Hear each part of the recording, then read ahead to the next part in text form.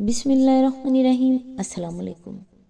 فکر کی بات یہ نہیں ہے کہ آپ نے پورے دن میں کم کھایا یا کم کمایا یا آپ کے پاس وسائل نہیں ہیں۔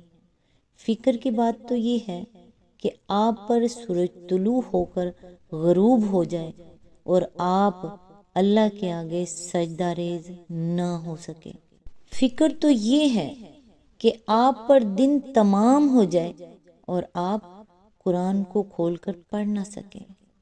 فکر کی بات تو یہ ہے کہ آپ پر صبح سے شام ہو جائے اور آپ کی زبان استغفار سے محروم رہے۔ یقین جانیے جنہیں یہ فکریں لگتی ہیں وہ پھر دنیا کی ہر فکر سے آزاد ہو جایا کرتے ہیں اور پروردگار انہیں دونوں جہاں میں سرخرو کر دیتا ہے۔ آج انشاءاللہ سورہ النازعات کی آیت نمبر 31 سے سٹارٹ کریں گے۔ اس کا ترجمہ اور تفسیر تفہیم القرآن سے بیان کروں گی جو اہل سنت جماعت کے لیے ہے۔ اعوذ باللہ من الشیطان الرجیم، بسم اللہ الرحمن الرحیم۔ اس کے اندر اس کا پانی اور چارہ نکالا۔ اس کی تفسیر ہے، چارہ سے مراد اس جگہ صرف جانوروں کا چارہ نہیں ہے بلکہ وہ تمام نباتات مراد ہیں جو انسان اور حیوان دونوں کی غذا کے کام آتے ہیں۔ رئی اور رتا اگرچہ بالعموم عربی زبان میں جانور کے چرنے کے لیے استعمال ہوتے ہیں مگر کبھی کبھی انسان کے لیے بھی استعمال کر لیے جاتے ہیں۔ مثلا سورہ یوسف میں آیا ہے کہ حضرت یوسف علیہ السلام کے بھائیوں نے اپنے والد ماجد سے کہا، ارسلہ معانا غدا یرتع ویلعب، یعنی آپ کل یوسف کو ہمارے ساتھ بھیج دیں کہ کچھ چر چگ لے اور کھیلے۔ آیت نمبر 12۔ یہاں بچے کے لیے چرنے رتا کا لفظ جنگل میں چل پھر کر پھل توڑنے اور کھانے کے معنی میں استعمال کیا گیا ہے۔ آیت نمبر 32، اور پہاڑ اس میں گاڑ دیے۔ آیت نمبر 33، سامان زیست کے طور پر تمہارے لیے اور تمہارے مویشیوں کے لیے۔ اس کی تفسیر ہے، ان آیات میں قیامت اور حیات بعد الموت کے لیے دو حیثیتوں سے استدلال کیا گیا ہے۔ ایک یہ کہ اس خدا کی قدرت سے ان کا برپا کرنا ہرگز بعید نہیں ہے جس نے یہ وسیع و عظیم کائنات اس حیرت انگیز توازن کے ساتھ اور یہ زمین اس سر و سماں کے ساتھ بنائی ہے۔ دوسرے یہ کہ اللہ کے مال حکمت کے جو آثار اس کائنات اور اس زمین میں صریحاً نظر آ رہے ہیں وہ اس بات پر دلالت کرتے ہیں کہ یہاں کوئی کام بے مقصد نہیں ہو رہا ہے۔ عالم بالا میں بے شمار ستاروں اور سیاروں اور کہکشاؤں کے درمیان جو توازن قائم ہے وہ شہادت دے رہا ہے کہ یہ سب کچھ علل ٹپ نہیں ہو گیا ہے بلکہ کوئی بہت سوچا سمجھا منصوبہ اس کے پیچھے کار فرما ہے۔ یہ رات اور دن کا باقاعدگی سے آنا اس بات پر گواہ ہے کہ زمین کو آباد کرنے کے لیے یہ نظم کمال درجہ دانائی کے ساتھ قائم کیا گیا ہے۔ خود اسی زمین پر وہ خطے بھی موجود ہیں جہاں 24 گھنٹے کے اندر دن اور رات کا الٹ پھیر ہو جاتا ہے، اور وہ خطے بھی موجود ہیں جہاں بہت لمبے دن اور بہت لمبی راتیں ہوتی ہیں۔ زمین کی آبادی کا بہت بڑا حصہ پہلی قسم کے خطوں میں ہے، اور جہاں رات اور دن جتنے زیادہ لمبے ہوتے جاتے ہیں وہاں زندگی زیادہ سے زیادہ دشوار اور آبادی کم سے کم ہوتی چلی جاتی ہے، یہاں تک کہ 6 مہینے کے دن اور 6 مہینے کی راتیں رکھنے والے علاقے آبادی کے بالکل قابل نہیں ہیں۔ یہ دونوں نمونے اسی زمین پر دکھا کر اللہ تعالیٰ نے اس حقیقت کی شہادت پیش کر دی ہے کہ رات اور دن کی آمد و رفت کا یہ باقاعدہ انتظام کچھ اتفاقاً نہیں ہو گیا ہے بلکہ یہ زمین کو آبادی کے قابل بنانے کے لیے بڑی حکمت کے ساتھ ٹھیک ٹھیک ایک اندازے کے مطابق کیا گیا ہے۔ اسی طرح زمین کو اس طرح بچھانا کہ وہ قابل سکونت بن سکے، اس میں پانی پیدا کرنا جو انسان اور حیوان کے لیے پینے کے قابل اور نباتات کے لیے روئیدگی کے قابل ہو، اس میں پہاڑوں کا جمانا اور وہ تمام چیزیں پیدا کرنا جو انسان اور ہر قسم کے حیوانات کے لیے زندگی بسر کرنے کا ذریعہ بن سکیں۔ یہ سارے کام اس بات کی صریح علامت ہے کہ یہ آفاقی حوادث یا کسی کیلنڈر کے لیے بے مقصد کام نہیں ہے، بلکہ ان میں سے ہر کام ایک بہت بڑی حکیم اور دانا ہستی نے بامقصد کیا ہے۔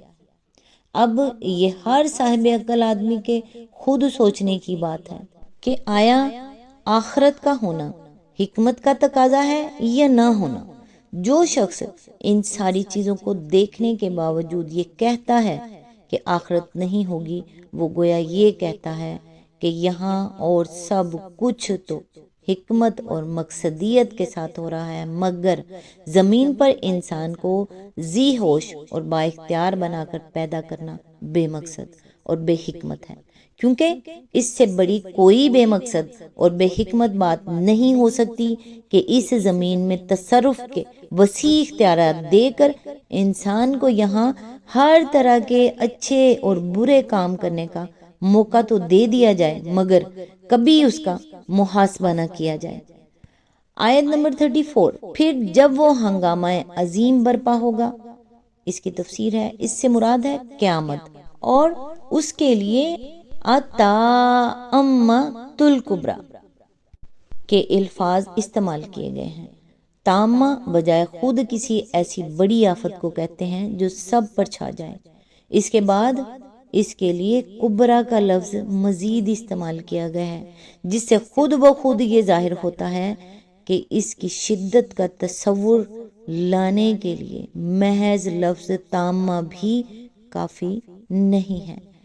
آیت نمبر 35، جس روز انسان اپنا سب کیا دھرا یاد کرے گا، اس کی تفسیر ہے یعنی جب انسان دیکھ لے گا کہ وہی محاسبے کا دن آ گیا ہے جس کی اسے دنیا میں خبر دی جا رہی تھی، تو قبل اس کے اس کا نامہ اعمال اس کے ہاتھ میں دیا جائے، اسے ایک ایک کر کے اپنی وہ سب حرکتیں یاد آنے لگیں گی جو وہ دنیا میں کر کے آیا ہے۔ بعض لوگوں کو یہ تجربہ خود اس دنیا میں بھی ہوتا ہے کہ اگر یکایک کسی وقت وہ کسی ایسے خطرے سے دوچار ہو جاتے ہیں جس میں موت ان کو بالکل قریب کھڑی نظر آنے لگتی ہے، تو اپنی پوری زندگی کی فلم ان کے چشم تصور کے سامنے یک لخت پھر جاتی ہے۔ آیت نمبر 36، اور ہر دیکھنے والے کے سامنے دوزخ کھول کر رکھ دی جائے گی۔ آیت نمبر 37، تو جس نے سرکشی کی تھی۔ آیت نمبر 38، اور دنیا کی زندگی کو ترجیح دی تھی۔ آیت نمبر 39، دوزخ ہی اس کا ٹھکانہ ہوگی۔ اس کی تفسیر ہے یہاں چند مختصر الفاظ میں یہ بتا دیا گیا ہے کہ آخرت میں اصل فیصلہ کس چیز پر ہونا ہے۔ دنیا میں زندگی کا ایک رویہ ہے کہ آدمی بندگی کی حد سے تجاوز کر کے اپنے خدا کے مقابلے میں سرکشی کرے اور یہ طے کر لے کہ اسی دنیا کے فائدے اور لذتیں اسے مطلوب ہیں، خواہ کسی طرح بھی وہ حاصل ہوں۔ دوسرا رویہ یہ ہے کہ یہاں زندگی بسر کرتے ہوئے آدمی اس بات کو پیش نظر رکھے کہ آخرکار ایک دن اسے اپنے رب کے سامنے کھڑا ہونا ہے، اور نفس کی بری خواہشات کو پورا کرنے سے اس لیے باز رہے کہ اگر یہاں اس نے اپنے نفس کا کہا مان کر کوئی ناجائز فائدہ کما لیا یا کوئی ناروا لذت حاصل کر لی تو اپنے رب کو کیا جواب دے گا۔ آخرت میں فیصلہ اسی بات پر ہونا ہے کہ انسان نے ان دونوں میں سے کون سا رویہ دنیا میں اختیار کیا۔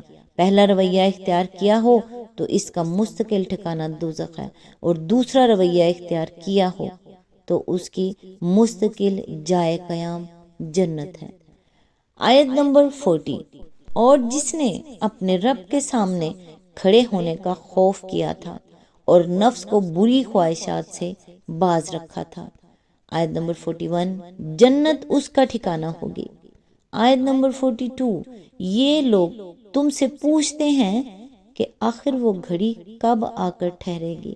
اس کی تفسیر ہے کفار مکہ رسول اللہ صلی اللہ علیہ وآلہ وسلم سے یہ سوال بار بار کرتے تھے، اور اس سے مقصود قیامت کی آمد کا وقت اور اس کی تاریخ معلوم کرنا نہیں ہوتا تھا، بلکہ اس کا مذاق اڑانا ہوتا تھا۔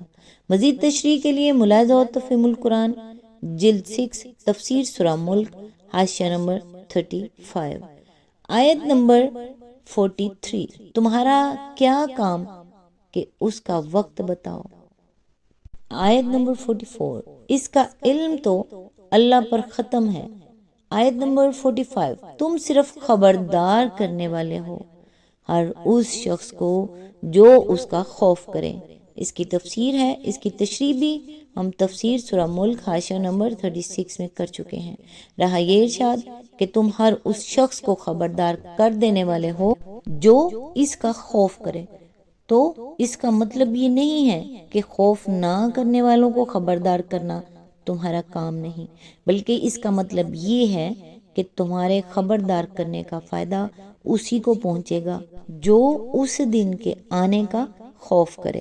آیت نمبر 36 جس روز یہ لوگ اسے دیکھ لیں گے تو انہیں یوں محسوس ہوگا کہ یہ دنیا میں یا حالت موت میں بس ایک دن کے پچھلے پہر یا اگلے پہر تک ٹھہرے ہیں۔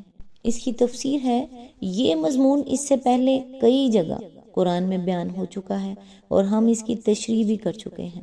ملاحظہ و تفہیم القرآن جلد 2 سورہ یونس حاشیہ نمبر 53، سورہ بنی اسرائیل حاشیہ نمبر 56، جلد 3 سورہ طہ حاشیہ نمبر 80، سورہ المومنون حاشیہ نمبر 101، سورہ روم حواشی نمبر 81 to 82، جلد 4 سورہ یاسین حاشیہ نمبر 48۔ اس کے علاوہ یہ مضمون سورہ کاف آیت نمبر 35 میں بھی گزر چکا ہے، جس کی تشریح ہم نے وہاں نہیں کی کیونکہ پہلے کئی جگہ تشریح ہو چکی تھی۔ سورہ نازعات یہاں مکمل ہوئی۔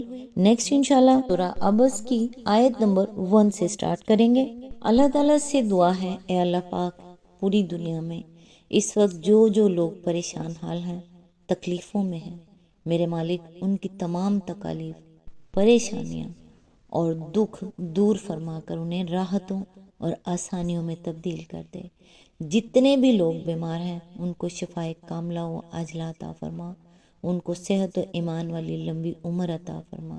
جو ہمارے پیارے وفات پا چکے ہیں ان کی مغفرت فرما، ان کی آخرت کے منازل آسان کر دے، ان کو جنت الفردوس میں اعلیٰ مقام عطا فرما، ان کو قبر اور دوزخ کے عذاب سے بچانا، آمین ثم آمین۔ نیکسٹ ویڈیو تک کے لیے دعاؤں میں یاد رکھیے گا۔ اللہ حافظ۔